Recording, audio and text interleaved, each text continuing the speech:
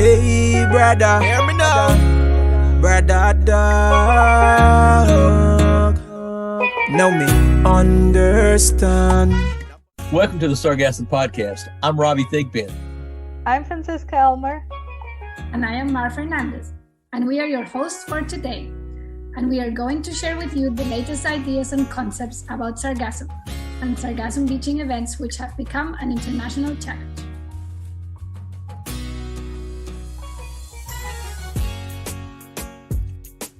So how are we doing today, everybody? Everybody have a good week and everything? Yeah, really good week. And is anything interesting happened since our last interview anybody wants to share with us? That's been roughly 23 hours ago.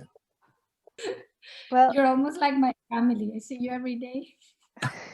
I'm going to send you my address for the chocolates today. I'm not going to ever let you forget that. And she's bringing me cheese from Switzerland. You're going to send me the Ozark Flugel. I'm just going to be a happy person. And it couldn't be any better. Yesterday here in the States, I didn't mention it was Groundhog Day. Do y'all know what the significance of Groundhog Day is? I heard that in the radio, but I actually have no idea what it means. Well, this rodent comes out of the ground. If it sees a shadow, we have 6 more weeks of winter. But there was a movie with Bill Murray from Saturday Night Live a few decades ago, Groundhog Day, where he kept waking up, and he was covering it as a reporter. He kept waking up every day, and it was the same day. Yeah. And I kind of feel like Groundhog Day is emblematic of the last year of our lives with COVID and everything, because every day it seems just like the same as the day before. Yeah, but I must say the Sargassum podcast always brings us some variety because we interview different people. So the day is slightly different thanks to... Yeah, well, yeah, I agree. I think that part of the podcast is really adding a level of excitement to our life that we wouldn't otherwise have. Of course, we're just going on, 2 years ago, we'd feel differently about it, have a lot of academic things to say about it, but just breaking up the monotony just kind of be wonderful. But today, let's talk about our guest. We got a very special guest today. I was introduced to her by Gabriela, my good friend and colleague, Gabriela Ochoa at the Roatan Marine Park. And she's from Honduras. She studied there. She's from Tegucigalpa. And she's currently working in Costa Rica on her master's thesis, where she's studying coastal resources and sargassum impacts and et cetera and all. And so I'm really excited about talking to her and learning more about what she's doing today. And this is a special broadcast for the Honduras chapter of the Society for the Society for the Biology and Conservation of Mesoamerica. We're really glad to have her here. I want to welcome Paola Diaz. Bienvenidos. Hi, nice to meet you, everyone. In our podcast, we ask everybody the first question: what is sargassum for you? Because we want to hear from everybody their story about sargassum and what it means to them. So we want to ask you as well, what is sargassum for you, Paola? Okay. Well, I think I'm going to start saying that what are people thinking about sargasso? And I think most of the people think that sargasso is a problem, and I'm against that, because sargasso, we have to understand that sargasso is not a problem. Sargasso is the representation of something bad that is happening in the oceans. It's a reflex of climate change, of pollution in the oceans. So in these last years, most of the people see sargasso as opportunity too. And I think that it's okay, because it gave different opportunities to people that live in the coast. But I think that it's wrong to say that sargasso is a problem. Very cool. Because as we know, sargasso gave life, provide food to a lot of animals, habitat, and create life. I imagine most of the people heard about the Sargasso Sea, so it's not okay to say that Sargasso is a problem. The organism is not a problem. Yeah, well, it's an amazing ecosystem in and unto itself and all, but I think a lot of the way people looking at it, one person's ceiling is someone else's floor, and so it's really your perspective. But no, I agree with you 100%. It shouldn't be viewed as a problem, and these beaching events should be viewed as potential resources to do things. But we do need to think of ways to address the primary cause of this. And that's people dumping stuff into the oceans, into our air. And so that's a really important aspect. Thank you for explaining it that way. It's a very, very nice answer. And Okay. my question to you is, now you studied there at the university in Tegus, and did you study the marine sciences there? Or what were you studying there? Just general biology? Yes, general biology. What made you decide to study management of coastal areas in San Jose? Well, since I started the career, it's interesting because I love mushrooms, so I look a lot of mushrooms and slide molds. But I always was interested about the dynamics in the ocean. So, for example, for my thesis, for my bachelor degree, I worked with slime molds, but in an island in the Caribbean of Honduras, Utila. So I worked there for 1 year, and at the same time, I was trying to understand more about this microorganism and the dynamic that has in the coastal areas. And at the same time, I was volunteer in BICA, Bay Island Conservation Association, and I was involved with volunteers, with people came to make research. So I have some contact with the community, for example, in environmental education and other stuff. So I start to see the importance of a lot of things that the connection between people and the marine ecosystem. And it's sad to say it, but as all we know, Honduras is passing a real crisis related with political issues. So we saw how these people I forgotten. So that's what are the principal reasons that I start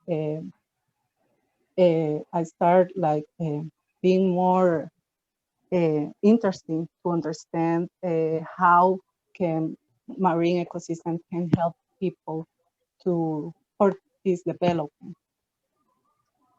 Very Very interesting. nice. Beacon is a very nice facility. I was there here a while back doing some stuff with my research project there, working with people. Really, really nice place. So is the iguana place out there. One of the places we spent a little bit of extra time there doing some valuable research was at Tranquilo. Did you ever do any of your research there? Follow up to Tranquilo? Tranquila. No, I can say that. Excellent. Yeah, we just thought that was a very good way to end our days of research and stuff. Especially Tuesdays. Oh yes, exactly. And so thank you for that. I mean, Costa Rica must be one of the most beautiful places on earth to live on, right? So I guess, are you happy about living in Costa Rica? Is it a nice? Yes. Right now, I also living in Heredia. It's a beautiful place. It's very high. The forest is amazing. It's very cold, and the only problem is for the situation we are passing by. So sometimes it's more difficult to go places for tourism. So Okay. And how is it? How is the sargassum situation in Costa Rica? Like, is it bad on the beaches, or how is it? We don't have like official report about the arrival of sargassum, and that's why we start this idea to documenting this event. In 2019, someone report, not in a formal way, the arrival of a lot of quantity of sargassum. But no one knows what happened with all that algae. Nobody knows if there were an impact. So the idea to documenting this is documenting all these aspects. For example, when it's arriving, because we heard some fisheries that says that sargassum came to some places. We want to know what is happening with all the biomass that arrive to the coast. And also we want to introduce a program, a citizen program that I think that you heard about it, that is EpiCollect. It was more developed for a student from Florida about how Lowell. to, yes, Lowell. So we want to use the same project, Sargasso, monitoring of Sargasso, and we want to people help us to documenting the event and know where it's happening, when, and general information of the situation. Not only here in Costa Rica, in Central America also. Okay, but you don't have like this massive amounts of sargassum coming to the beaches like in Mexico. Yes. In 2019, yes, there was a big event, but we don't heard another event coming. But as I told you, there are some places that are arriving, but no one reported. So it's necessary to start documenting what is happening. There is basically no management plan prepared yet to deal with it, right? You're starting to develop all the tools. Yes, is one of the main objectives of this research, that at the end we can make like a pilot proposal to the management of this event. So I think that is the richness of this project, because we always hear about when the impact is in the place, and we are starting to do action before the event. Now you mentioned EpiCollect and all that, and we're familiar with that. And are there any other ways that, you know, a lot of the beaches on the Caribbean coast of Costa Rica, for example, are fairly remote, except around Matin. I think except around Puerto Limon and all. So they're not as easy to get to and all. And I don't think they get a lot of tourist trade. Is that providing you with any additional difficulties for collecting data there in Costa Rica? We are trying to, actually, at the moment, we are seeing our objectives and trying to accommodate for this reason. One, for the pandemic, and also for that, because the tourism in the Caribbean of Costa Rica is not so famous. But we are trying to contact people by email, primarily people who works in NGOs or governmental institutions.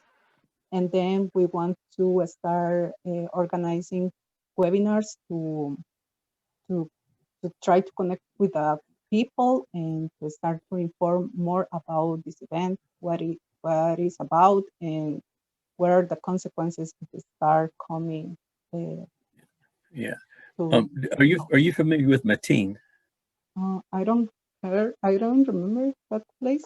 That's north of Puerto, and there's a lot of people up that way, you know, because it's remote. And there's a lot of sea turtle poaching going on up there for eggs, and there's several NGOs that have a full-time staff year-round at these places that are there. You know, when the sea right now, I think their leatherbacks are coming in, and they're doing sea turtle patrols, and so they're out there on the beach every day. Do you think that people like that would be a good resource for your project? Yes, we also want to connect like our citizen project with monitoreos that are currently in the NGOs. So Uh-huh. with that idea, we are going to be sure that the people are going to collect that data. For example, people that are making quality monitoring of quality of the water, that go to the beach every day or every week. So with people from the tourism, also to connect, a lot of hotels have cameras that you can see the beach. So we can incorporate all the ideas to the document. Excellent. Well, if you like, I know a bunch of sea turtle people up there in that area. I can put you in contact with them. That might be a good resource for you. Thank you. No worries. ¿Qué más? We didn't really ask about the local communities and how to involve them in these management projects, like how to do that. I mean, the good thing is that everything is starting from scratch, so you have the chance to involve them at a very early stage and learn from maybe what's been done in other places like Mexico, where the problem is like more evolved or it's more recurrent. So how do you do it to involve locals on your management strategies?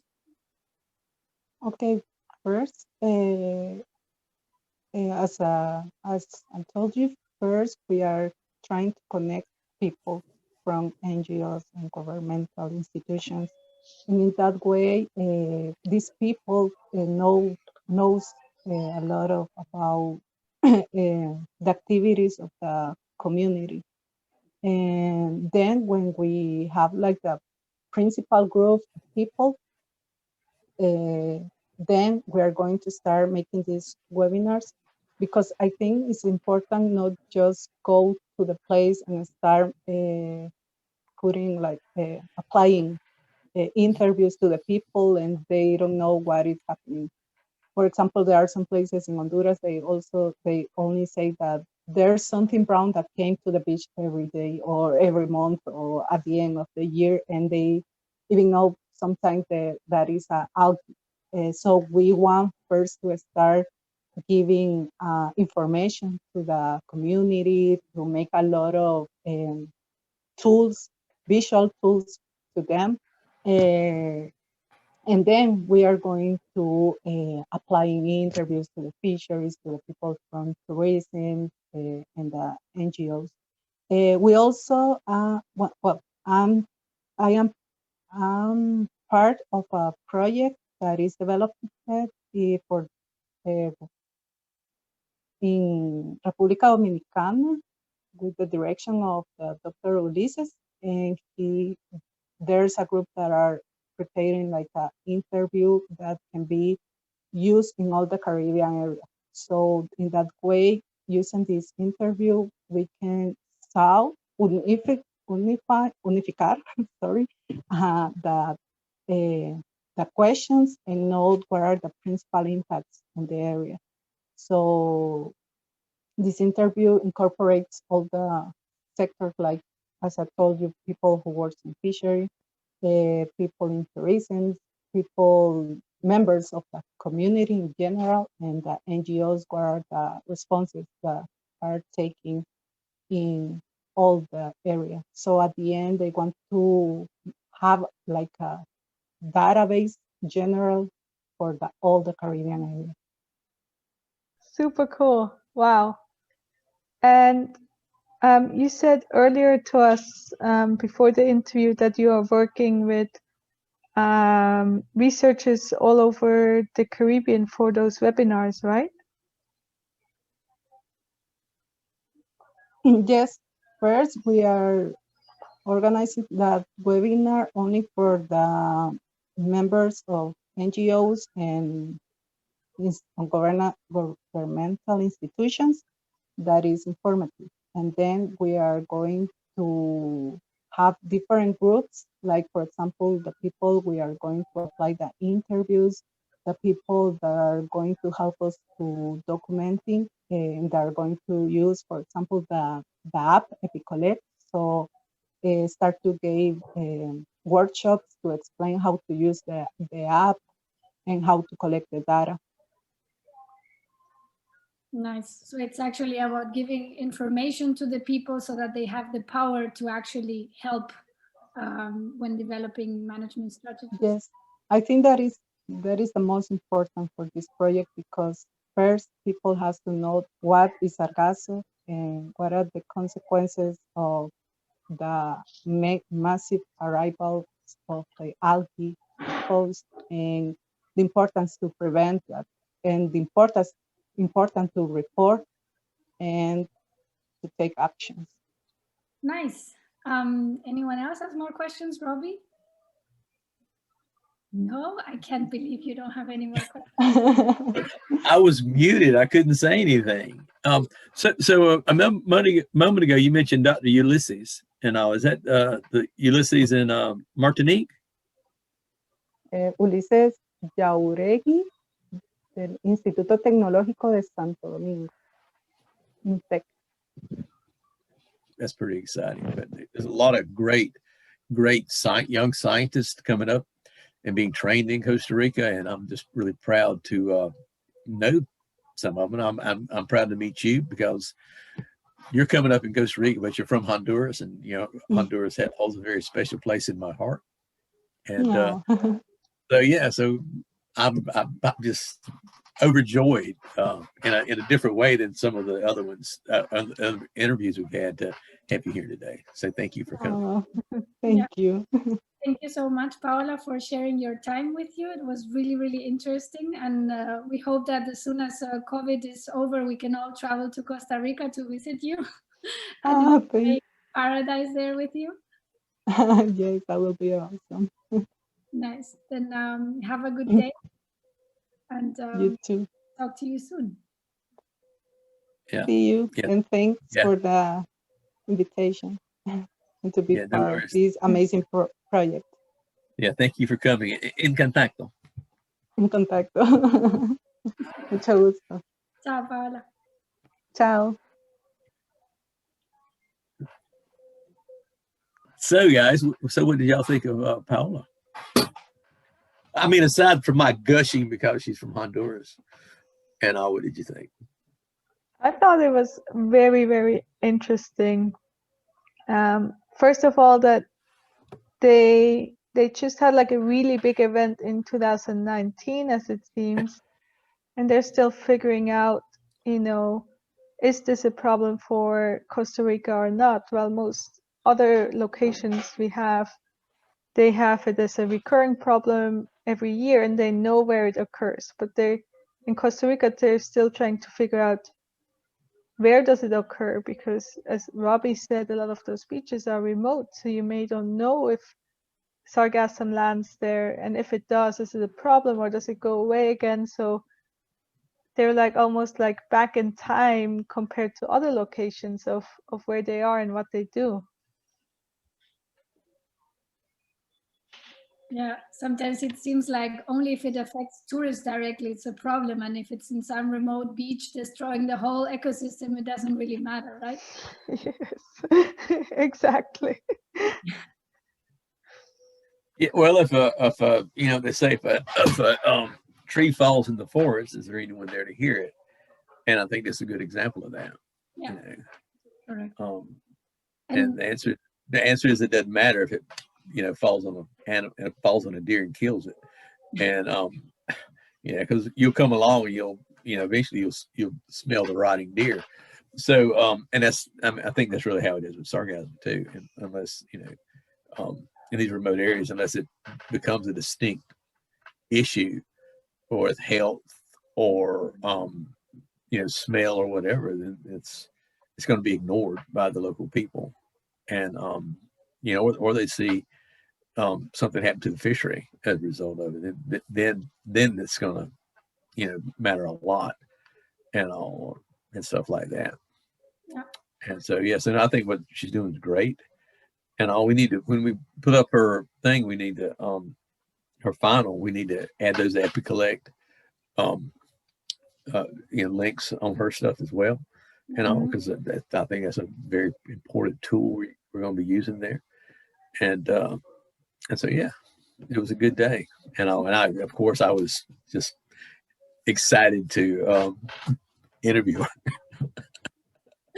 You know what I also found really interesting is that they actually use interviews as a tool to assess the status of if sargassum is a problem or not. And I was thinking, we have this podcast and we're actually doing these interviews kind of because we like it and we like to share the knowledge with the community, but it would be actually a good idea. And I think, Fran, you already mentioned that, to actually use this knowledge and share it and kind of write it on paper, right, on a report, and everything that we're learning through these interviews. And maybe in the future we should have more of these standard questions that we ask everyone besides our what is sargassum for you, because then you can have, as she said, like a standardized method to compare what the perception of sargassum is in different places. So I thought that was pretty interesting.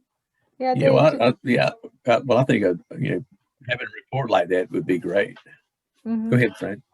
And yeah, the way she does it, or the way I understood that she does it, they actually have those standardized questions.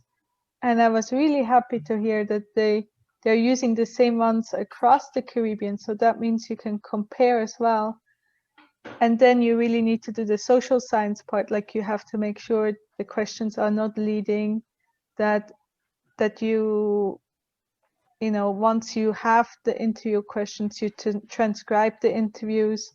So there's a lot of work behind that to make it scientific compared to what we do at the podcast. But I think our podcast, we can still make a report out of it, but it will definitely be different from what she does.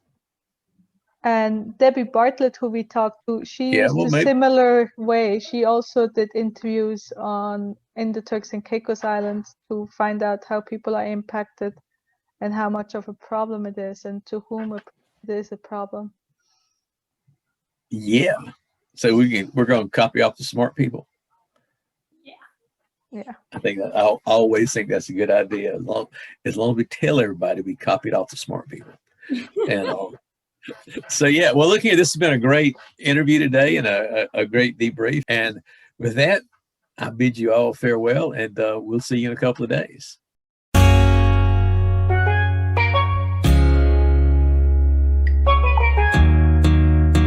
Hey, thanks for tuning in today and learning with us from our guest. If you want more information about what our guests talked about today, then check with our show notes and links and information in our archives below. And don't forget to like and share our podcast with your friends. If you enjoyed our podcast, then please consider supporting us financially by becoming a Patreon. For as little as $1 per month, you can support us and take part in an exclusive monthly Zoom meet and greet for Patreons, where you can network with our podcast guests and other sargassum enthusiasts. The Sargassum Podcast is produced by Marine Conservation Without Borders and is made possible with financial support from the Kimberly Green Latin American and Caribbean Centers, U.S. Department of Education Title VI grant. It is produced by Marcel van de Kamp and Francisca Elmer, and your hosts today were Robbie Tickpen, Francisca Elmer, and Mar Fernandez. We will be back next week with another exciting guest. The music of this podcast is from the song Dem Après by Drizzle Road Rana, an artist from Roatan. Follow him on Spotify or YouTube for more music. But for now, here's the full song, Dem Après. Hey, brother, hear me now. Brother dog. Now me understand. Now for them no want to see we get nothing. That's why them a pray and always front and star. Now for them no want to see we get nothing. That's why them a pray. Now for them a pray.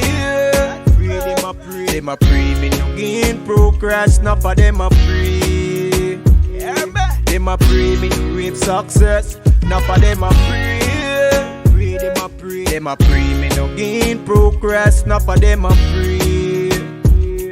Them a pray me to reap success. So me tell them, yeah, promises from man, me no take that. Only if it come from Jah, I'll accept that. Not for them, me put my trust in and give me setback. Yo, select that, will and pull up that. Tell some wicked that bad mind, me no fear them. Anytime them cheat and chat, me no hear them. Me dash a few hearts so for the queer them. Me dash a few hearts so tell them where them. Not for them a pray. Them a pray me no gain progress. Not for them a pray.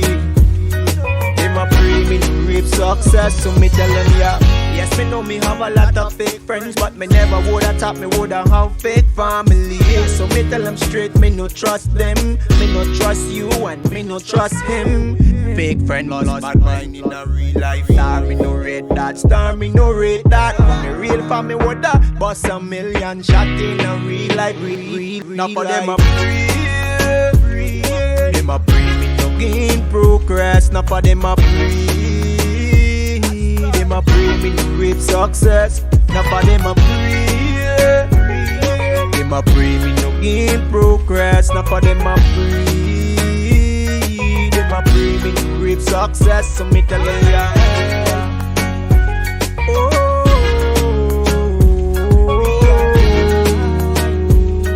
them a pray me to reap success. Screaming out loud. Me woulda tell them fi go look alike, but them a hate and grudge and creep on mine. Them a move like Judas. Them a move like Judas. Plus, everybody have a life to live. So when I give one rascal who a try judge me, let them chit and chat. So what them want to say, cause none of them out there nah feed me. Now for them a pray. Them a pray me no gain progress. Now for them a pray. Them a pray me no reap success. Now for them a pray. Them a pray me no gain progress. Now for them a pray. Them a pray me no reap success. How's your music? Oh, five-star production. 1101. Them a pray me no reap success.